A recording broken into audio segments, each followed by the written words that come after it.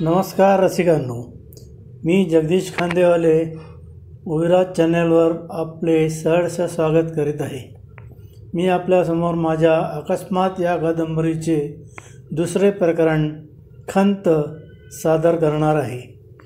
त्याआधी मी एक डिस्क्लेमर देऊ इच्छितो की ही कादंबरी पूर्ण काल्पनिक असून यातील घटनास्थळे आणि व्यक्तींशी इतर कोणत्याही घटनास्थळे आणि व्यक्तींची साम्य आढळल्यास तो केवळ योगायोग मानावा.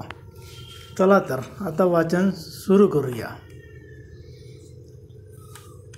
घरी पोचल्यावर अपघाताची घटना जी इतका वेळ इतर कारणांमुळे दबून बसली होती ती आता उसळी मारून बाहेर आली. काय झाले असेल त्याचं काही बरं वाईट तर झालं नसेल. आता इथले जरा स्थिर झालं आहे तर त्याचं काय झालं हे बघायला आपण जायला पाहिजे. त्याला मदत करणं हे आपलं कर्तव्य आहे. हा विचार मनात येताच त्याने आईला सांगितलं की मोबाईल बिघडला आहे, मी त्याच्या दुरुस्तीकरता बाहेर जात आहे. वेळ लागला तर मी परस्पर हॉस्पिटलला जाईल. तिच्या उत्तराची वाट न बघता तो सरळ घराबाहेर पडला. प्रथम तो मोबाईलच्या दुकानात गेला. मोबाईल दुकानदाराला देत त्याने दुरुस्त होत असेल तर बघा, नाहीतर दुसरा मोबाईल द्या आणि किती वेळ लागेल हे विचारलं. दुकानदाराने मोबाईल उलटसुलट करून निरखून बघितला. मी प्रयत्न करतो पण खात्री देत नाही. त्याकडे साफ दुर्लक्ष करत समीर म्हणाला, मी किती वाजता येऊ?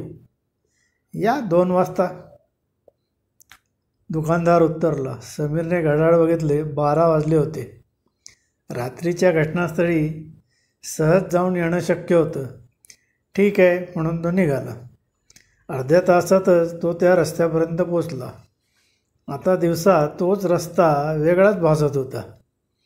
गुलमोहर स्ट्रीट ही रात्री न दिसलेली पाटी आता स्पष्टपणे दिसत होती.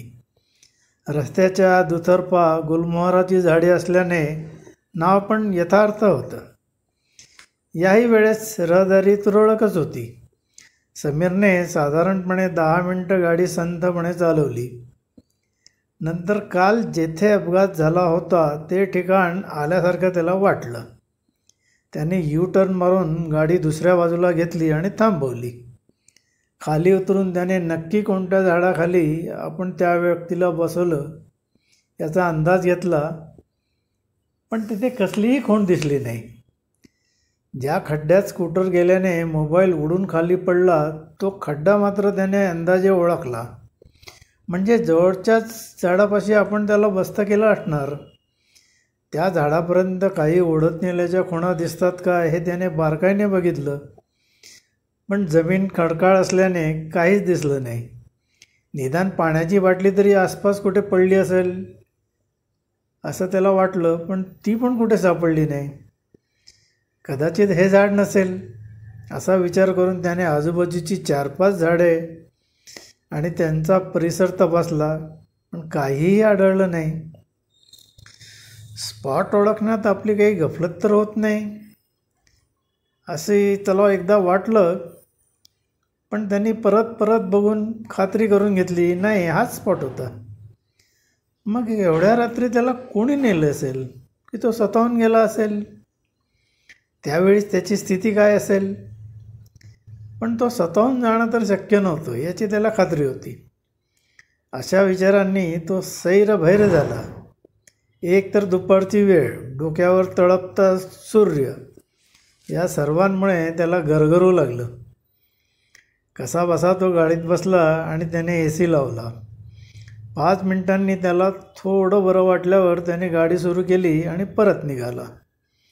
रस्त्या संपल्यावर उजवीकडे वळताना त्याला एक टपरीवजा हॉटेल दिसलं. याला विचारून बघू, कदाचित काही ती माहिती मिळेल असा विचार करून त्याने गाडी थांबवली आणि तेथील बाकावर बसला. 1 कोला त्याने ऑर्डर दिली. मालकानेच त्याला कोला आणून दिला. नोकर दिसतच नव्हता. समीरने कोला अर्धवट संपवला आणि काउंटरवर पैसे देतेवेळी काल या रोडवर काही अपघात झाला होता का असं विचारलं. नाही. सकाळी पोलीस, ॲम्ब्युलन्स वगैरे काही दिसली का? मालक जरा विचारात पडला आणि म्हणाला, सकाळी 8च्या आधी काही झालं असेल तर माहिती नाही, कारण मी 8ला हॉटेल उघडतो, म्हणजे इथूनही काही माहिती मिळणार नाही. हे लक्षात आल्याने समीर गाडीत बसला आणि त्याने गाडी सरळ मोबाईलवाड्याकडे नेली. दुकानदाराने त्याला बघताच एक नवीन मोबाईल आणि प्लॅस्टिकमध्ये गुंडाळलेला जुना मोबाईल त्याच्यासमोर ठेवला. जुना रिपेअर होऊ शकत नाही, डेटा ट्रान्सफर केला आहे, तो म्हणाला. ठीक आहे म्हणत समीरने बिल दिलं आणि गाडी हॉस्पिटलकडे वळवली. तिथे मात्र त्याला दिलासा देणारं दृश्य दिसलं. दिनू मामा अविनाशजवळ बसलेला होता आणि बाहेर मीना आणि त्याचा परम मित्र अजय बसले होते. त्याला बघता दोघेही उठले आणि एकदमच बोलू लागले, अरे एवढं काही झालं आणि आम्हाला कळवलं पण नाही. तू आम्हाला सध्या मिस कॉल तरी देऊ शकत होता. अरे हो, तुम्ही एकतर गोव्याला गेला होता, कळवून तरी काय होणार होतं, नाहीतरी आज येणार होतात ना, आणि आलात पण. आमची ट्रिप काही एवढी महत्त्वाची नव्हती, अजय म्हणाला. मान्य आहे, पण माझ्या मोबाईलची ही दशा झाली होती. जुना मोबाईल त्यांच्यासमोर धरत समीर म्हणाला. यावर दोघांनी काही बोलणं वाढवलं नाही. आता पुढे तू काही धावपळ करायची नाही हे मात्र त्यांनी खडसून सांगितलं. नाही म्हटलं तरी त्यांच्या येड्याने समीरला जरा हायसं वाटलं होतं. मीना, तुला आत्ताचं काम म्हणजे मामाला घरी येऊन जा. त्याचं जेवण पण झालं नाही, आईजवळ थांब, ती पूर्ण विश्रांती घेईल हे बघ. ठीक आहे म्हणत मीना मामाबरोबर निघाली. मामा संध्याकाळी 7 वाजता डॉक्टरांचा राऊंड आहे, तेव्हा तू आईबरोबर ये, मग डॉक्टर काय म्हणतात त्यावरून ठरवू, असे म्हणत तो त्यांना सोडायला गेला. परत आल्यावर रिसेप्शनवर एक नर्स पेशंटबरोबर असलेल्या लोकांशी काही बोलत असताना त्याने बघितले. एक अपघाताची केस होती. बरोबरचे मित्र परिवार ताबडतोब उपचार करा म्हणून आग्रही होते. नर्स पण चांगला प्रतिसाद देत होती. तिने पेशंटला लगोलग डॉक्टरांच्या ताब्यात दिलं आणि एकाला फॉर्म भरायला दिला. माहिती भरता भरता तो माणूस विचारू लागला, हा पोलिसांचा का कॉलम कशासाठी, इथं काय भरायचं, आम्हाला पोलिसांना रिपोर्ट नाही करायचं. नाही कसं भाऊ, नर्स समजुतीच्या स्वरात म्हणाली. ही अपघाताची केस आहे, पोलिसांना रिपोर्ट करणं आवश्यक आहे. ते काय करणार. नर्सला असल्या प्रश्नांची सवय होती. ती शांतपणे म्हणाली, ते काही करोत अथवा न करो, प्रोसिजर आहे. याआधी पोलीस रिपोर्ट नसला तर उपचार पण सुरू करता येत नव्हते. आता रिपोर्ट नंतर केला तरी चालतो, तर तुम्ही आडव्यात जाता. तो माणूस जरा वर्मन म्हणाला, तसं नव्हे ताई, पण आता हे सर्व सोडून पोलीस स्टेशनला कोण जाणार. तुम्ही जायची गरज नाही, मी त्यांना कळवेल आणि त्यांच्यापैकी कोणीतरी येईल. यावर कुरकुरत का होईना पण तो माणूस फॉर्म भरू लागला. इतका वेळ ऐकणाऱ्या समीरकडे आता नर्सचे लक्ष गेलं. तुमचं काय, तिने विचारलं. काही नाही, माझे वडील ICUत आहे. आणि सहज विचारावं तसं त्यांनी विचारलं, सिस्टर, प्रत्येक अपघाताची केस पोलिसांना रिपोर्ट करावी लागते. होय, अपघात, आत्महत्या, आकस्मिक मृत्यू, जळणे, भाजणे, मारामारी वगैरे. नर्सने त्याच्या ज्ञानात भर घातली आणि आपल्या कामाला लागली. म्हणजे काल रात्रीची केस पण कोणत्या तरी पोलीस स्टेशनला रिपोर्ट झालीच असेल, असा विचार करत समीर ICUकडे परतला. अजय बाहेरच बसला होता. समीर त्याच्याजवळ जाऊन बसला. अजयने त्याच्या पाठीवर हात ठेवला आणि हळू आवाजात विचारलं, खरं सांग, काय झालं आहे. समीरला आठवना आपण याला कधी काय बोललो, म्हणून तो संभ्रमात पडला. त्याबरोबर अजय पटकन म्हणाला, तू काही आठवायचा प्रयत्न करू नको. तुझं काहीतरी बिनसलं आहे, खरं आहे ना. एंट्रन्स एक्झाम देता आली नाही म्हणून वाईट वाटते का. छे काहीतरीच काय. मग काय झालं. आता याला सांगणं भाग आहे, पण ठीक आहे, हा मदत तर नक्कीच करेल असा विचार करून समीर म्हणाला, मीनाला येऊ दे, दोघांनाही एकदमच सांगेल. तेवढ्यात जणू आमंत्रण दिल्यासारखी मीना आली. कोणालाही सांगणार नाही या अटीवर समीरने सर्व घटना तपशीलवार सांगितली. सर्व सांगितल्यावर त्याला जरा हलकं वाटलं आणि तो त्यांच्या प्रतिक्रियेची वाट बघू लागला. सर्वप्रथम बोलला तो अजय.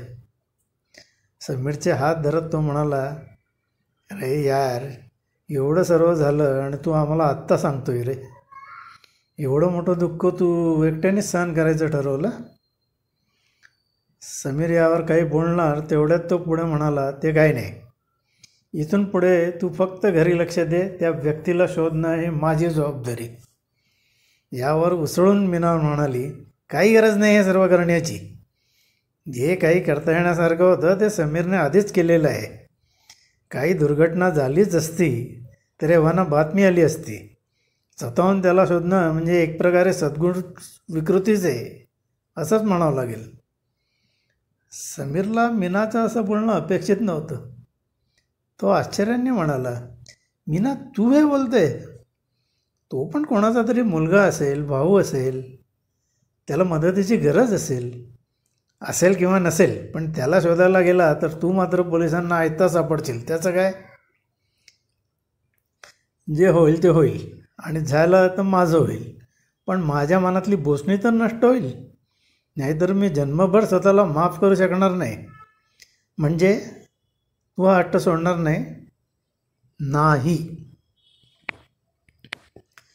मग बस तू तुझी तत्त्व आणि मूल्य गोंजारत. मला या गोष्टी कुरवाळत बसण्याची इच्छा नाही. यातून तुझे करिअर उद्ध्वस्त व्हायची शक्यता जास्त आहे. होऊ देत. हा तुझा अखेरचा निर्णय? होय. मग आत्ता या क्षणापासून आपले संबंध संपले, परत भेटू नकोस असे म्हणत ती रागाने उठली आणि ताड चालत निघून गेली. अरे समीर, तिला थांबव. जाऊ दे, बरं झालं तिची ही वृत्ती आत्ताच कळली. जी इतक्या साध्या गोष्टीत साथ देऊ शकत नाही, डोक्यात राग घालते, ती जीवनात काय साथ देणार? अरे आत्ता ती रागाच्या भरात बोलली असेल, पण नंतर कदाचित पस्तावेल. तेव्हाचं तेव्हा बघू. आत्ता आपल्यापुढे या व्यक्तीला शोधणं एवढंच महत्त्वाचं काम आहे. जोवर मी त्याला शोधून काढत नाही तोवर मी स्वस्थ बसणार नाही. ठीक आहे, तू म्हणशील तसं, असं म्हणत अजयने माघार घेतली. रसिकांनो, हे होते अकस्मात कादंबरीचे दुसरे प्रकरण, खंत. आपल्याला हे आवडले असल्यास जरूर लाईक करा आणि कॉमेंटमध्ये रिमार्क द्या. तसे ओविराज चॅनेल अजून सबस्क्राईब केले नसल्यास कृपया सबस्क्राईब करा आणि मित्रमंडळींबरोबर शेअर करा. लवकरच पुढील भाग सादर करेन. धन्यवाद.